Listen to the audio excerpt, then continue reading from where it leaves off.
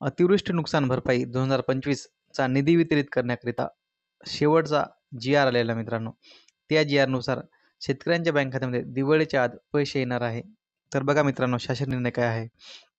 माहे सप्टेंबर 2025 मध्ये राज्यात विविध जिल्ह्यात अतिवृष्टी व पूर यामुळे शेती पिकांच्या नुकसानीसाठी शेतकऱ्यांना मदत देण्याकरिता संदर्भाधीन क्रमांक 2 येथील शासन निर्णयान्वये निश्चित केलेल्या दरानुसार रुपये 3,258 कोटी लक्ष 47,000 एवढे रुपये मंजूर झाले आहे. आणि हे पैसे मित्रांनो शेतकऱ्यांच्या बँक खात्यामध्ये 20 ऑक्टोबरच्या आत म्हणजे 20 ऑक्टोबरपर्यंत म्हणजेच दिवाळीच्या आधीपर्यंत हे पैसे शेतकऱ्यांच्या बँक खात्यामध्ये डीबीटी प्रणालीद्वारे टाकण्यात येणार आहे मित्रांनो. तर यामध्ये कोणते कोणते जिल्हे आहेत ते आपण पाहू. यामध्ये 5 विभाग आहे मित्रांनो.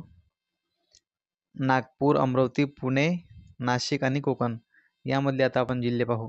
नागपूर विभागातील जे जिल्हे आहे नागपूर, चंद्रपूर, वर्धा, भंडारा, गोंदिया आणि गडचिरोली या जिल्ह्यातील शेतकऱ्यांना आणि अमरावतीमधील अकोला, अमरावती, यवतमाळ हे 3 जिल्हे.